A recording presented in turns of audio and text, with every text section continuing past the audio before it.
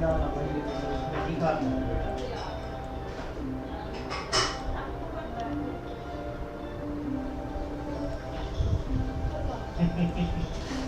क्योंकि तुमने ऐसे वो देखा है कि ये नहीं खाते वो नहीं खाते है ना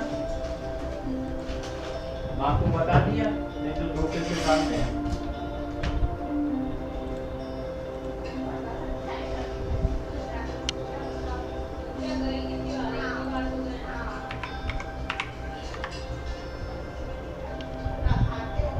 जब पोल खोलेगी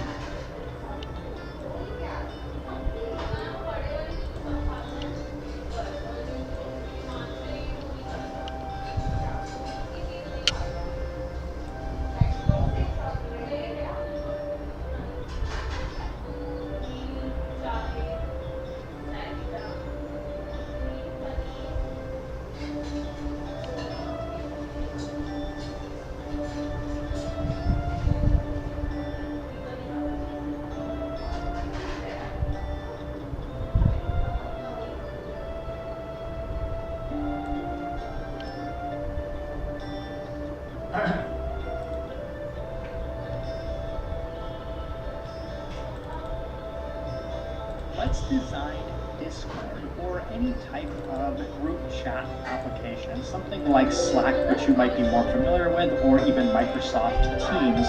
But the main background with an application like this is that we have certain types of groups. I think Slack calls them workspaces, but in general, you have one kind of entity that is a group, and people have to be members of a group to actually see any types of messages in those groups. And you've probably used an app like this, but I think the easiest way to explain it is to just show you. So this is my Discord server, or a Slack group or a Microsoft Teams group. And each server has a bunch of channels. So this is like the welcome channel, and right now you can see we are in the coding help channel. This is an individual channel, and then each individual channel will have a history of messages. Of course, like any chat app, these are going to be ordered based on time, with the most recent messages showing up at the bottom. But you can see that Discord and many other chat apps have kind of this functionality. When we actually open up this channel, we're not going to immediately go at the bottom, because there could be a bunch of messages that we haven't seen, and we want to keep track of those messages that we haven't seen so that we can pick up where we left off. And also with chat messages, users can mention each other, like with the @ symbol, and you can type in somebody's username. And when you do that, typically in the channel name, there is like a notification which shows like 3 unread messages, not unread messages, but 3 mentions that are unread.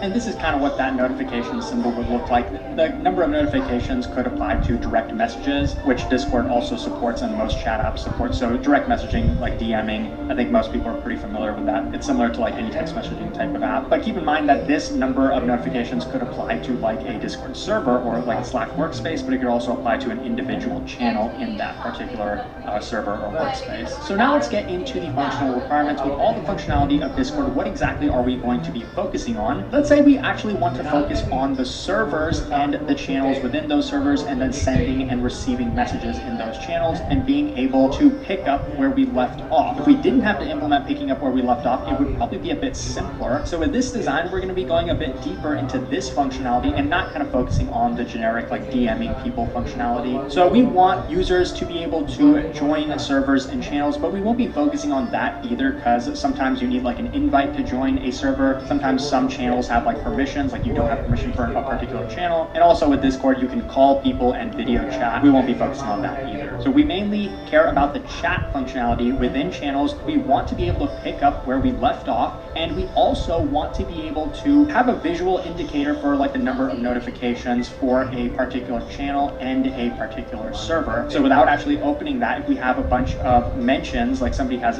explicitly mentioned us in a server, we want to be able to have a count for that, and the same thing for a channel. We as users can send messages in the channel and see them in real time. So that's another thing. Of course, on page load, we should see the history of unread messages. If there are no unread messages, we should start basically, at the most recent message. But even beyond that, as messages are coming in real time, we should see those with as minimal latency as possible, because that's the whole point of chatting. And it's not like, in this case, let's say we don't have to worry about images and videos, we just care about the actual like text. So with that, it should be feasible for us to get this to as low latency as possible, which kind of brings us to the non-functional requirements. What we actually care care about with these servers is that the latency is minimized. And in terms of availability, of course, we want to have as high availability as possible, but we could have 100% availability. And if we have high latency, it doesn't really matter. I mean, if we have to wait like 60 seconds after a message is sent to see it, then we can't really chat in real time. I mean, that's even worse than like a phone call. Sometimes in a phone call, you have like a 1-second lag or something, but we really don't want that with text communication. So we favor lower latency, but at the same time, we want to build our design so that it's redundant and fault tolerant and also highly available. And let's say we're actually a startup, like we're designing Discord as like startup engineers, and we don't necessarily have a massive amount of users, but we also want to be able to handle scale, but we care obviously most about low latency. So let's say we're actually supporting 5 million daily active users. Maybe we're in the early days of Discord, and we might have, let's say, 50 million messages sent per day. But do we really care about the total amount? We care about where we're going to reach the bottleneck. So when it comes to these non-functional requirements, I think it's important to dig deep into what the limit could be. So in the context of Discord, how many people could be in a server? What's the max number? Let's say it's something like 20,000 is the limit of people in a Discord server. And this is actually pretty realistic in the early days of Discord when they didn't have to run into many scaling issues. And as their user base growed, certain servers were reaching more users, then they had to kind of rework their design. So a server could have up to 20,000 users. Let's say there's 200,000 messages sent per day in a server. Now, most users in a server aren't going to be active most of the time. So let's say we're actually dealing with the same number of messages per day in that server. In the worst case, all these messages could be in the same channel. That would probably put some strain on our resources, but on average, let's say it's actually even less than that, maybe 10K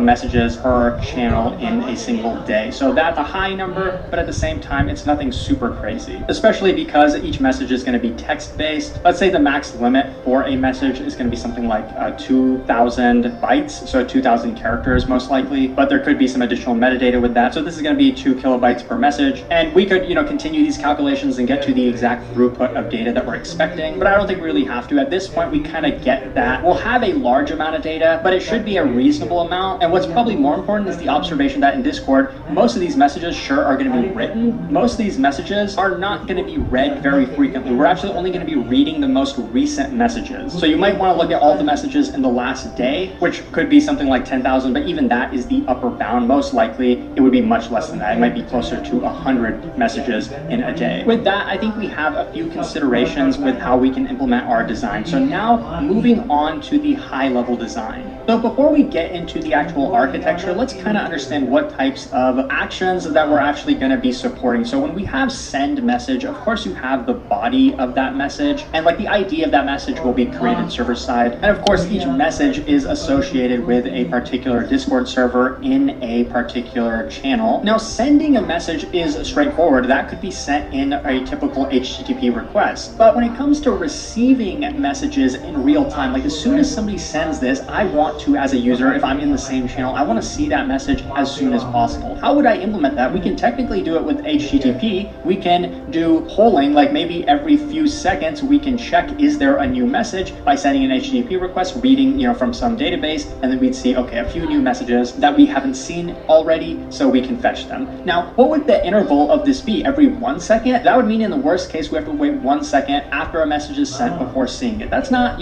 too bad. It might be acceptable, but the problem is that there probably isn't going to be a new message every 1 second. So this is not going to be very efficient in terms of resources. We're going to be getting, for every person that's in the channel who's active at a particular time, we're going to be getting a request sent from them every 1 second. That's a lot of traffic in the worst case. So this is not very efficient. I mean, we could slow this down maybe every 5 seconds. We'd still be sending a lot of requests, and in that case, we'd be increasing the latency. So a better approach to HTTP, well, at least HTTP 1, would be WebSockets. Now, actually, HTTP supports the similar functionality of WebSockets nowadays, but I think a lot of interviewers aren't aware of that, so I prefer to kind of focus on WebSockets. Now, if you are familiar with HTTP streaming, I think it would be a good opportunity to kind of demonstrate your domain knowledge, but who knows, maybe if you get an interviewer who isn't familiar with it, they want you to still be familiar with WebSockets. Now, at a high level, with WebSockets, we do not have to implement polling. The server can actually push new messages immediately as they are sent in a channel to every user who is in that channel, who's active active in that channel if they have an active WebSocket connection with the server. So at a high level, this will help us reduce latency. As new messages are sent, we should be able to see them relatively quickly. Now, this kind of covers the case of real-time messages, but what about opening up a channel and seeing all the previous unread messages or just starting at the most recent message? How do we handle like the page load? So at a high level, the user could make a request to like view the channel, and by doing that, they would get a response of the messages. Not all the messages, of course. We could probably paginate this with like a page token. So assuming that the user is up to date in that channel, they would just start maybe at the last like 10 messages that were sent, and they'd view them like in chronological order. And of course they could scroll up, which then they would get, 10 more messages up there, and et cetera, et cetera. Most likely though, people aren't going to be scrolling like all the way up. They care about the most recent messages. But of course, if someone has unread messages, so they start here, they have 10 messages here, but they have 50 unread messages down there. The interesting thing is that this experience viewing a channel is going to be different for every single user depending on what was the last message that they read, or what was the timestamp of the last message that they read. So when we talk about making a request to view the channel, of course we're going to be retrieving information from a database, but now we kind of know what we're looking to optimize. We know that the time range of all these messages is going to matter, but we probably don't need to query every single message because we only care about messages in a single channel. We're only going to be looking at one channel at a time. And let's say that on page load, like before you even view a channel, you do have some type of visual indicator, like maybe 3 or more mentions in that channel. So that should actually happen on page load. So this should be a relatively quick thing to do, to be able to calculate how many messages in that database for every single channel were actually mentioning me. So now while our high level design is pretty simple, and we could actually throw in another server over here, which is to indicate that this is going to be actually the WebSocket server, which is going to be pushing new messages to the client immediately, whereas maybe this will be HTTP based to like retrieve channel messages and like notification counts. And you can actually have WebSocket endpoints on HTTP servers. I'll leave it like this just to have it simplified, because now we're going to start looking at the details, and we're really going to be focusing on the database design. We have many approaches we could take. I'm going to be focusing on if we did this with SQL, because as we kind of mentioned earlier, we're not going to be dealing with a super massive scale, and we do have a pretty obvious strategy for starting our data. We can use the channel ID, but I'll also discuss how we could do things with like a non-relational database, something like MongoDB, which is actually what Discord was originally using, and eventually they migrated to another NoSQL database called Cassandra, which gave them a lot of flexibility on how they wanted to partition their data, and we'll briefly discuss that as well. So a couple of the most important tables we could store in our database is of course the messages. This is going to be the largest table. The important fields we'll be storing is, of course, we'll have an ID to identify every message, but we mainly care about like which user sent that message. Did they mention anybody? Because we do need a way to count how many times a user was mentioned. And of course, every message has to be sent in a server, so we need the server ID, and in a channel, so we need the channel ID, and it has some time associated with it. This time is going to be very helpful for us ordering our messages. So we probably want to index the messages based on the sent at time. But remember that messages are only viewed in a single channel, so it might be better to index based on the channel ID. What might be even more important is with the massive size that this table is going to be, millions and billions of messages over like the course of a week or a month, we probably need to break this up. We can implement sharding. The best way to do this is probably based on the channel ID, so that every time a user makes a request to view all the messages in a channel, they should be able to hit a single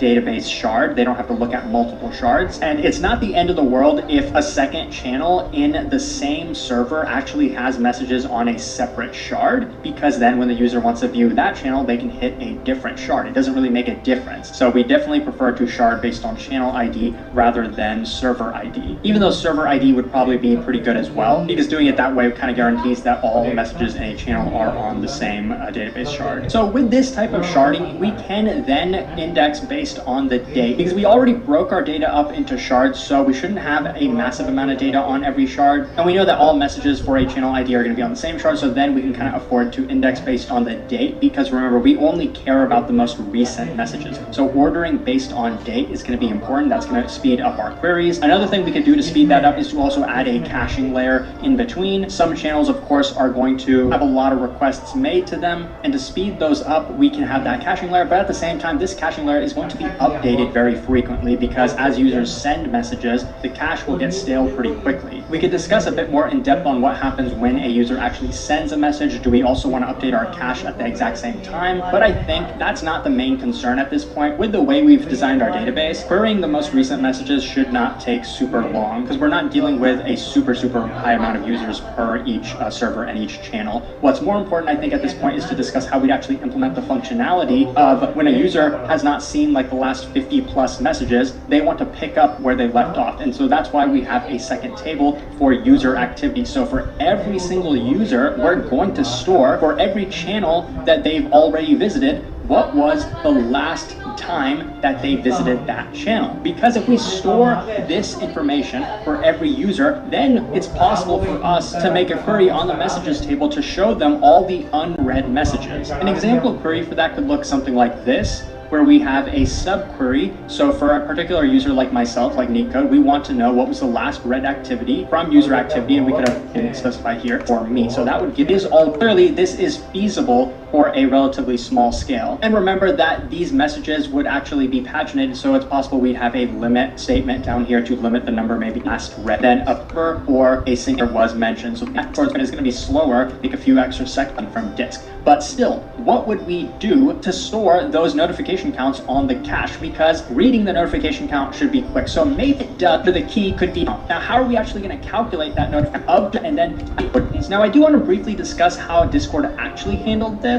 I don't believe they actually time the systems, but in general index much slower. So that would be the dynamic document. Cassandra is distributed. It is kind of sharded. It has multiple partitions where some data will live on one partition and the rest of the data might live on another partition. And there's one key called the partition key, which will tell you where that data is stored. Now, what do you think Discord chose as their partition key for messages? It was the channel ID. So all messages for a channel should be on the same partition key. Time they actually did not go with a sort to run queries that is handling a mapping from R, because even the things that we kind of now, compared to Netflix, YouTube is a bit different in that users can actually upload videos, and it's actually free as well. Pretty much anyone can upload videos. And of course, if we can upload videos, we can also choose to watch videos as users. And when it comes to YouTube, this is actually the core functionality, though that doesn't mean it's simple to implement. There's a ton of complexity with reaching the scale that YouTube does with even just these two features, but this is actually not all that YouTube is capable of doing. There's a lot of data. You can obviously search for videos. You can obviously have videos recommended, and designing that recommendation system could be its own design problem, but even then it would not be able to be fully described and designed in a 45-minute interview, of course. And users can, of course, comment and interact with videos by liking or disliking them, and there's a ton of probably analytics that goes on with reporting views, and I'm sure there's like bot prevention with like comments, even though there's a ton of bots in the comments lately, and advertising, and the list could go on and on. The point I'm trying to make is that when it comes to an ambiguous kind of design proposal like this, there's many different directions we could go in, and of course we can't explore all of them. So then moving on to the functional requirements, let's say that the main features that we want to focus on are going to be uploading videos from a user's perspective and then watching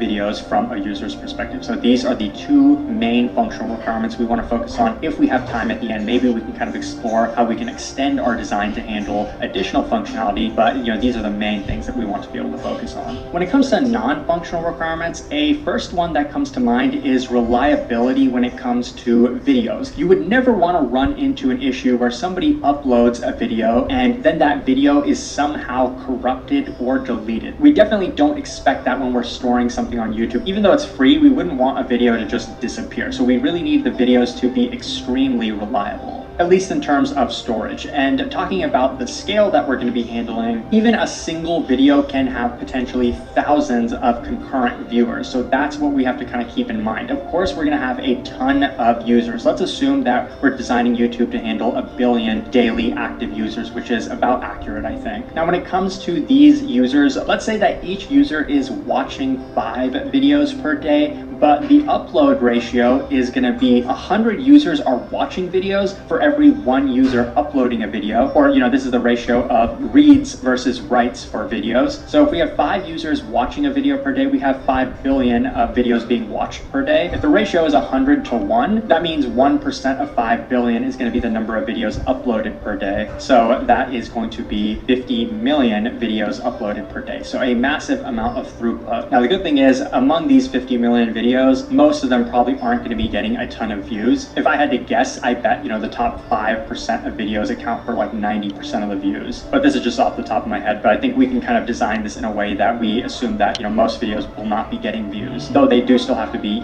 stored, and we can't let them get deleted. Now in most cases, doing a bunch of complex math isn't super important. It's about coming to the right conclusions, which we kind of are. We also have to keep in mind that when it comes to availability, we definitely want to favor availability over consistency. What do I mean by that? Well, every time you go on YouTube and you refresh the YouTube homepage and you want to see like a bunch of videos on your homepage, every time you make that request, every time you refresh, you should get a correct response. You should get an HTTP 200 response and things should load. And it's okay if we have to sacrifice consistency to achieve that. What do I mean by that? Well, what if you're in your subscription feed and somebody just uploaded a new video? Somebody you're subscribed to just uploaded a new video 1 second ago, and you just refreshed your homepage. You see a bunch of videos in your subscription feed, but none of them appear to be the one that was just uploaded a second ago. Hypothetically, this could happen if we have multiple storage systems, and one of the storage systems that you happen to be reading from when you refreshed the page was this one, but this one did not have the most up-to-date data. This one did not have the new video uploaded, but this one did. But eventually that video will be replicated to the other storage, but it just takes a few seconds. So you're getting stale data. Our data storage is not favoring consistency, it's favoring availability. And the worst thing that would happen in this case is most likely you would have to wait a little bit longer. Maybe when a new video is uploaded, you have to wait 5 seconds before you can actually see it, or maybe in the worst case, something like 10 seconds. But is that really that big of a deal? I think it would be a lot worse if you refresh the page and it didn't return anything to you at all. And lastly, we want to obviously minimize the latency as much as possible. When you click to watch a video, ideally it should start playing immediately, even if the entire video isn't loaded. And if we have a good internet connection, we shouldn't have to experience any buffering or waiting for the video to load. Now let's start with the high-level design. And I'm going to start with the user journey of uploading a video, because uploading is probably going to be more complicated than actually watching a video. And this will probably give us a better sense of the infrastructure that's going to be involved with our design. Now, since we're dealing with such a massive scale, 50 million uploads per day, we probably can't handle that with a single server. So we would most likely have a load balancer sitting in between a bunch of application servers so that we can kind of scale this horizontally. Now, this is a pretty generic thing. For now, let's just assume that how we kind of do this doesn't really matter whether, the user hits this application server or this one. So for now, I'm going to simplify our design and just kind of draw it like the user is making an upload request to the application server, even though under the hood we know it's of course going to need to be load balanced. Now, even the act of uploading a video is not as simple as it might sound. What happens if there's a short internet connection breakage, even for just a second, and we're uploading a file that's over a gigabyte? We were already halfway through, but now would we have to restart over, or could we start where we left off? Let's assume that this is not the direction that we want to go in, and we can just kind of say that once the video is uploaded, it's going to be stored in some object storage. And let's say that this is where we're going to store the raw files that the user uploads. But firstly, the reason we're using an object store is because that's a lot better for storing media and large files like videos. We probably don't need to store that in a relational database, for example. And also object storage, typically, something like AWS S3 or Google Cloud Storage, they kind of handle that replication for us. So we can kind of safely assume that if we store something in an object store, we don't have to worry about it being deleted. And that's generally how cloud file storage works, things like Google metadata associated with every video. Going over what the API for uploading would look like, it would obviously have a title and a description and the actual video content itself, maybe something like an MP4. That's what's going to actually be stored in object storage. And there could be a bunch of other things that we store that the user shows. On YouTube, people are actually creating the videos, the content creators. So every time we want to actually show a video to a user, we're gonna have to join that video with the user information and the video metadata of the video itself, and the person who created it, of course. So long story short, every time we upload, because we're going to have the object store, in that case, it stores things very flexible. So let's say, one collection is videos. Every video document will have all of the information about a single video that we need. And we also have another collection for a user, and, all basically, and then relevant, actually at the going to be, YouTube and having them to a object storage to make it enough. This is how we can have these videos are going to be getting static files geographically, like the actual metadata associated with a video from a database, but to actually speed that up, because probably we know that in-memory videos off, most likely newer videos are going to be getting more views, so we can probably have like an LRU cache implemented here. So now, finally, let's actually start playing videos uploaded per day. So my question is, how many workers here, assuming that they can actually encode the videos in parallel, which, this is a pretty easy service to scale horizontally, at least at the high level. I'm not saying, video encoding isn't a topic to understand, but assuming that at a high level, one worker can encode one video at a time. So if one person uploads multiple videos, or, 10 people are uploading videos at the same time, they'll be added to the queue, and then they'll reach the encoding service before they're actually encoded and written to storage. But the point is that multiple videos can be encoded at the same time. There's no dependency or anything like that. So if we have 50 million uploads per day, and assuming that every video takes 1 minute to encode, which is probably too small, it would probably take longer than that on average, but let's say, these workers are really, really good, they have really good resources, and maybe most videos that we upload are going to be pretty short. So in terms of capacity planning, how many workers would we need here? Well, 50 million uploads per day, that's assuming 100 seconds in a day. We can divide that by 100,000. I think we get to roughly 500 videos per second are going to be uploaded per day. So, the first thing on your mind would be, well, can we just have 500 workers? No, that's pretty naive, because remember we said that it takes 1 minute to upload or to encode every video on average, let's say. So if we only had 500 workers,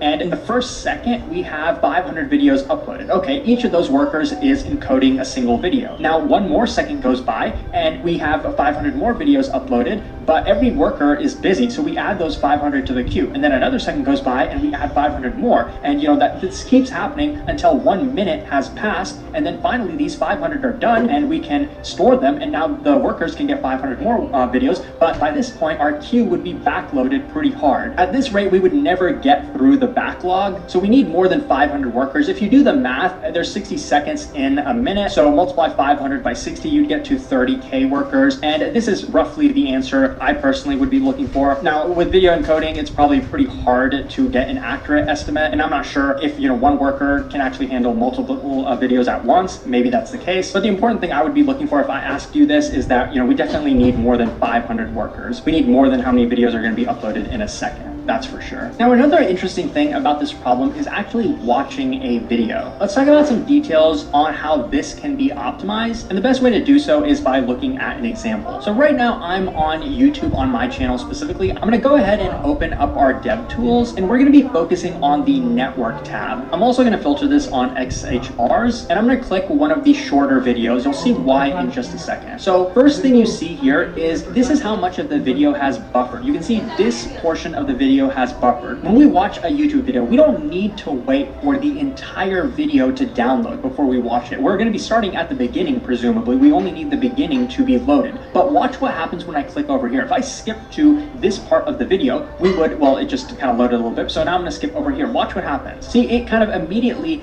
buffers. So that's what we want to do. We don't need the entire video to be loaded, but it's true that some people might be skipping around. They might skip around to this part, which seems to be popular, and that this part of the video has not loaded, only this part has. So what's going to happen when I click here? Well, that part got loaded. And what's actually happening here, if we scroll down in the request, the most recent request is a request to actually load that portion of the video. We are not using streaming to do this. We're actually making HTTP requests to load chunks of the video. I'm going to kind of expand this here. You can see a request was made here, and what the response was, it looks like gibberish to us because this is actually, that portion of the video. And going back to the headers, when you scroll down to the response headers, you can see that, okay, actually this was not the video. This content type is audio. So I'm going to hit the second one over here actually, and scrolling down to the header, and then looking at the content type, we see that this one was the video. So actually it looks like the audio is being fetched separately from the video. So this, when we look at the response, is probably the video. Before we were probably looking at the audio, not that it looks any different to us. And I'm going to go ahead and refresh this and do it one more time. So we can see, pausing this, a portion of the video has loaded here. So we're going to scroll scroll down to the requests, we can see the video playback requests are the ones that are actually loading the video itself. And as I click here, new chunk of video was loaded. So let's scroll all the way down to see that one. Over here, these multiple requests, and you can see that some of them are larger than others. But the point is that 1 megabyte of data is easier to transfer than the entire video, which might be, I don't know, like 20 or 30 megabytes. And this is the technique to lower latency, loading a video via smaller chunks. Now, while rendering and loading videos is also a domain knowledge heavy topic, higher video to the user before they can start watching it, we can just call video streaming, not necessarily live streaming, because we know that video is already stored. It's not like a live feed, but the video is being streamed, meaning it's being sent in small chunks, versus like when you actually download a video, that's not streaming. That's like taking the entire file that's stored and then sending it to your computer and then storing it. Whereas video streaming, I believe those small chunks are actually stored in your computer's memory, which is also why you would not want the entire video to be taking up all of your memory. So most likely there is some client-side code that is handling that and freeing memory, because it's pretty easy to write client-side JavaScript that will crash your browser and take up all your memory. So that's kind of something as a front-end developer you might want to keep in mind. Because if we were watching like a 10-hour long video, which definitely exists on YouTube, we would not need the entire video to be buffered in our memory. We could just skip around the video. But going back to what protocol we might want to use for this, since we want latency to be as low as possible, you might favor at a high level, there's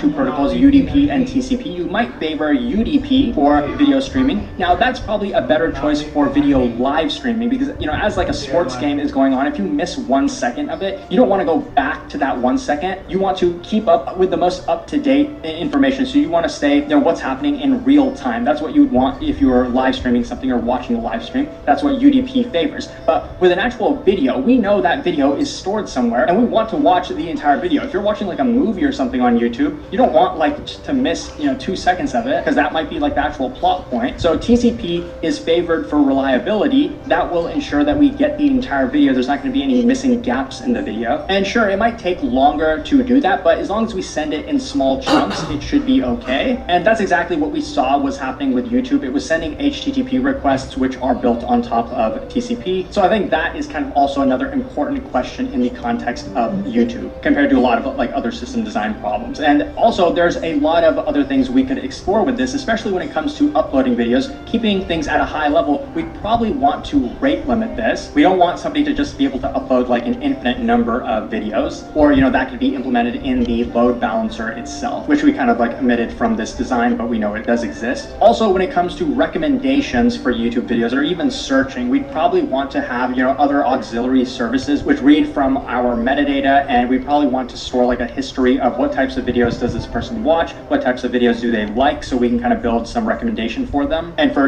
searching videos, that could be its own topic. Like that's kind of like designing Google search, because there's a lot of like indexing you can do. You probably do want to incorporate recommendations with searching as well, but also you want to have like the metadata, like the description, the title, how many views does a video have, which videos are most relevant when searching which types of strings. We could have some autocomplete with that, and those most likely would be built on top of this, or those would be built separately from this kind of core functionality. Now, one last thing I wanted to cover, because I think it's always interesting to understand how this type of service was actually built. What YouTube actually did was not use a NoSQL database. They actually used MySQL, which is a relational database management system. Now, you might be wondering, why didn't they use NoSQL? And I definitely don't know the details. One guess I have is that YouTube was actually first created, I think, in like the early 2000s, maybe 2004 or 2005. And MongoDB did not exist at that point, and they probably didn't need to handle the same scale that they do right now. But as time went on, they found that they did need to scale their database. I think what they first did was added read-only replicas, because of course this is a read-heavy system. So reading is going to be more common than actually, uploading new videos. But even then they ran into issues, and next they tried to add sharding. And so they sharded their MySQL database, and they ended up having a lot of complex code in their application server, which properly routed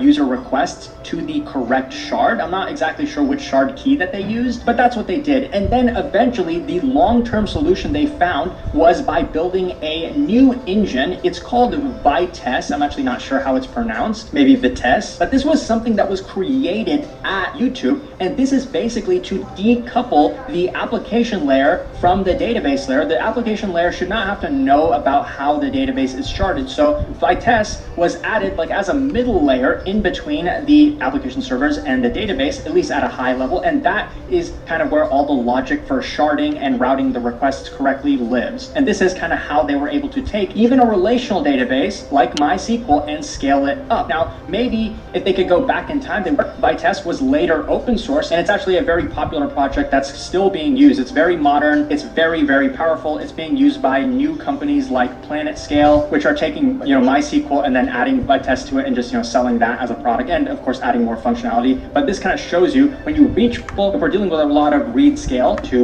and MySQL and Vitess in like the Vitess docs here, and probably other places on the internet.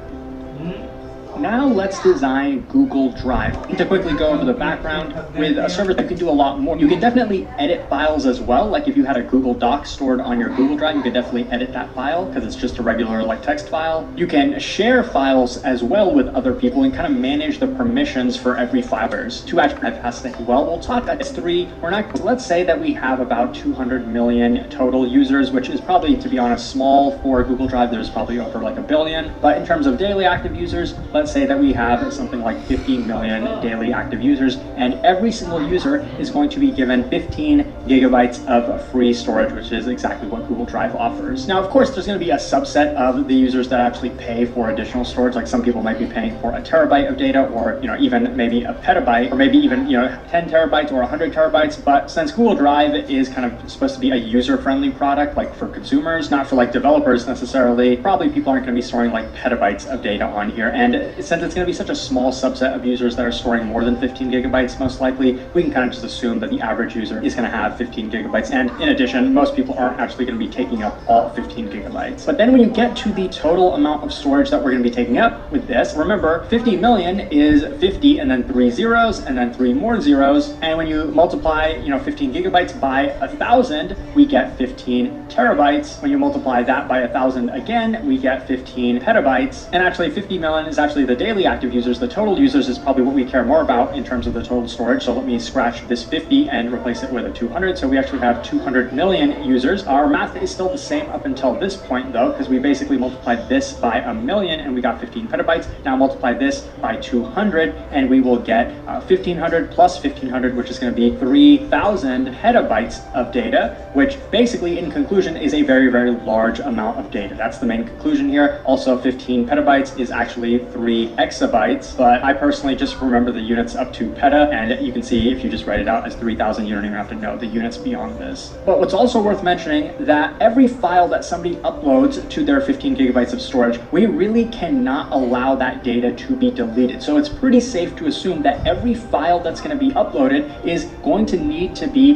replicated, and most likely not just in a single zone, because what if there's a natural disaster and one of the data centers is destroyed for some reason? We probably want to replicate this around the world multiple times, at least 3 times, but maybe even more than that. So basically 3,000 petabytes is a lot, but we're probably not able to download. That's really not what we're trying to get out here. This isn't like, say, kind of the read to write ratio is 2 to 1. So there's going to be 2 reads for every write. So every file that's uploaded, let's say there's 2 files per day, 10 megabytes each, there's going to be 4 files that are downloaded, 10 megabytes per each. Now in the context of Google Drive, throughput is probably not the biggest problem here. Even latency isn't necessarily the biggest problem if it takes, a couple extra seconds for a file to download. That's really not what we're trying to get out here. This isn't like we're watching YouTube videos where you want to have a really user-friendly experience. What's probably most important in the context of Google Drive is that, first of all, it's always available. You'd never want to try uploading or downloading a file, and it could be a really important file that you're trying to download. You would never want it to not be available to you, because at that point, you would probably not even feel safe uploading data to Google Drive. You'd rather just store it on your computer. So availability is probably the biggest, most important requirement here non-functionally, in addition to reliability, because obviously you can upload a file and then one day it's just not there anymore. That would be a problem. Now let's get into the high-level design, and in this case, let's actually start with kind of the data model and how we're going to be storing the data. We know, of course, we're going to be storing 2 things: the actual files themselves, and then probably a lot of metadata, things like user metadata, as well as metadata about these files. Now, because these files could be anything, if it's just a text file like a string, technically we could store that in a database if we wanted to, like a relational database or a NoSQL database. But we could obviously be having images, videos, like pretty much any format of file. So we need something much more flexible than that. Now, the metadata, of course, can just go in a database, whether it's SQL or NoSQL, probably doesn't matter. I would probably just go with NoSQL because it's going to be pretty straightforward. We're probably not going to be needing a lot of joins. It's going to be mainly, a key value store. That's how we're going to be using it. So, this could be something like MongoDB or AWS DynamoDB. But mainly, this is probably not going to be the bottleneck. We know we're going to be storing massive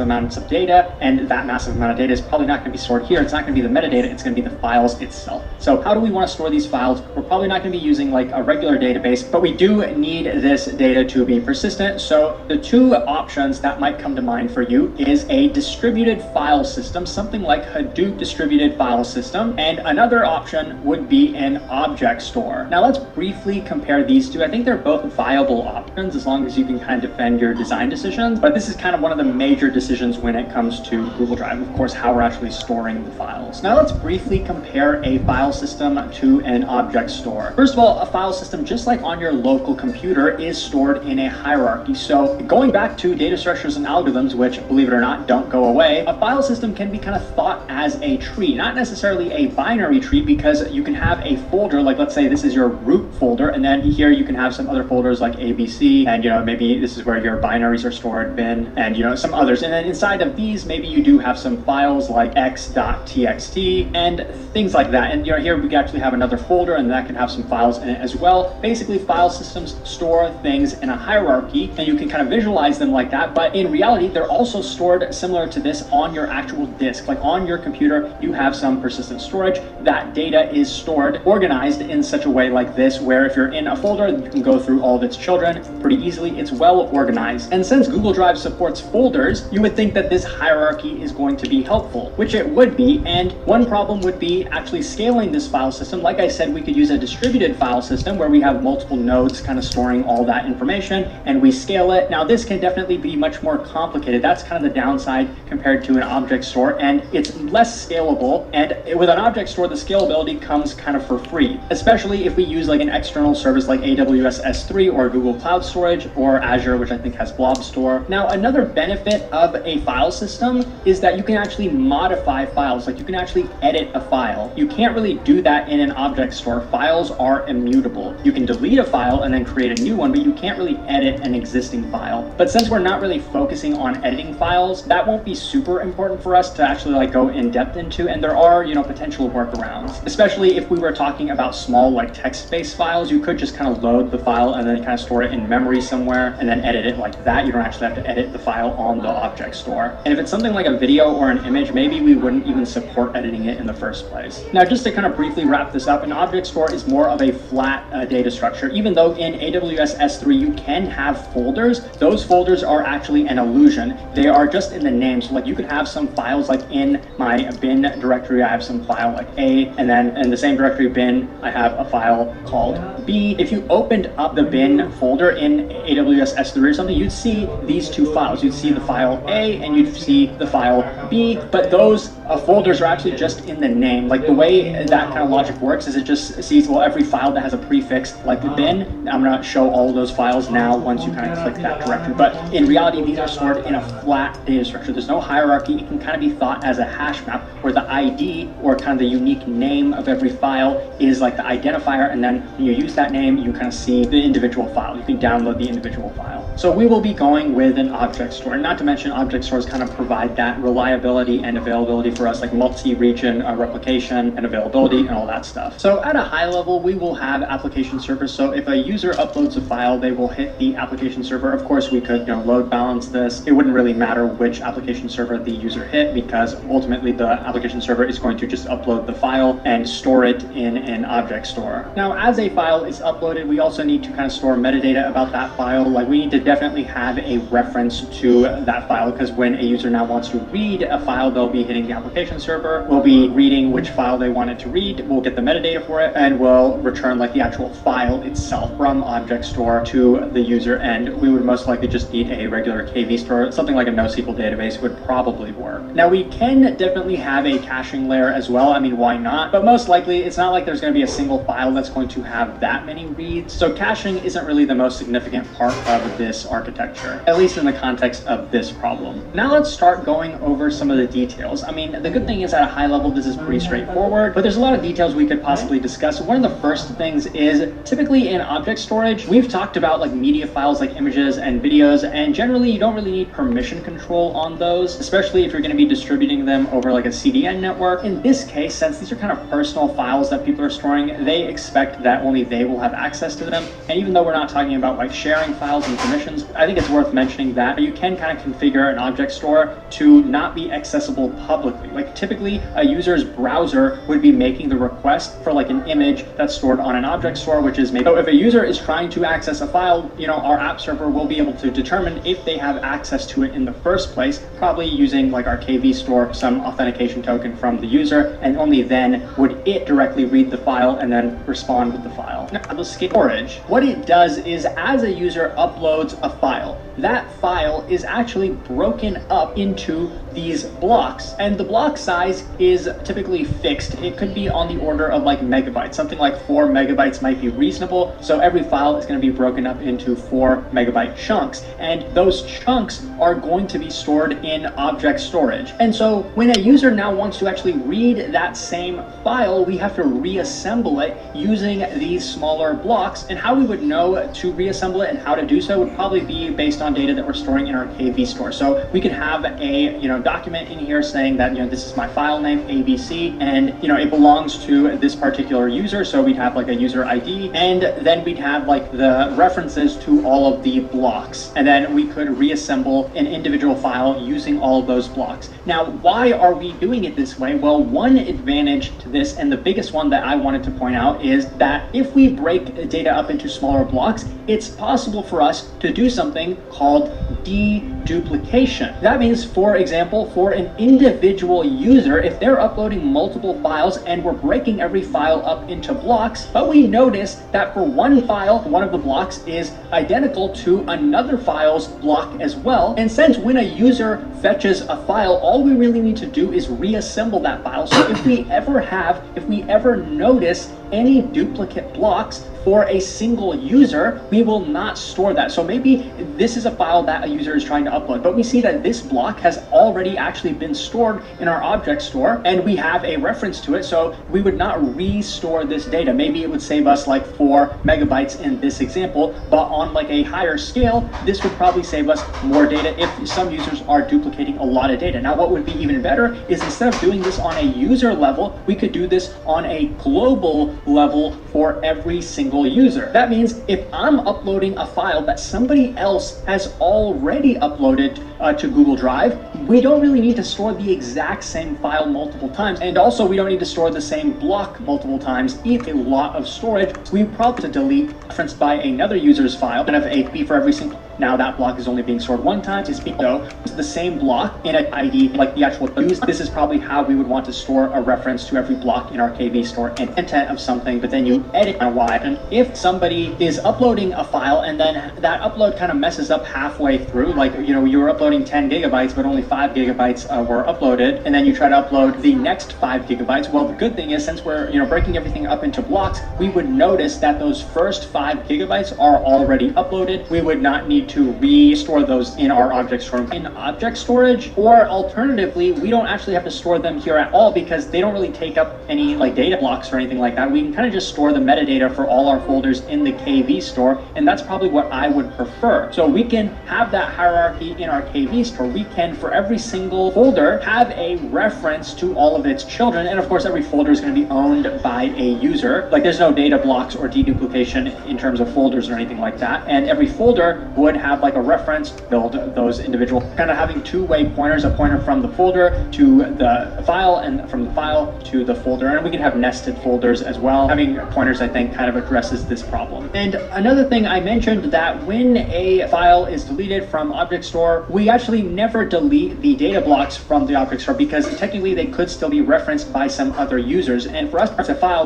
doesn't run like synchronously every time a request and then delete all of those being read. Would have like a load balancer here, most likely park user traffic there. Data store, a DB, but whereas Zookeeper is more commonly used to coordinate distributed systems. It's highly available, it's highly fault tolerant, and it's a specialized solution for using heartbeats and coordinating a lot of distributed systems, including Hadoop, Spark, Kafka. Would be reading down, we handle that with design. So now let's design Google Maps or a similar service like Bing Maps or Apple Maps. So first, let's start with the background of what this is. You've most likely used a similar service like this before, maybe without even realizing it, because most apps like Uber and Lyft use internally a service like Google Maps to kind of handle that coordination. Because these systems are so complicated, you wouldn't want every single application that needs some type of mapping or navigation to have to implement their own from scratch, so they use a service like Google Maps usually. And at its core, Google Maps is about being able to travel from point A to point B, whether you're going to be walking or driving most likely. It's about navigating from one place on the earth to another place, usually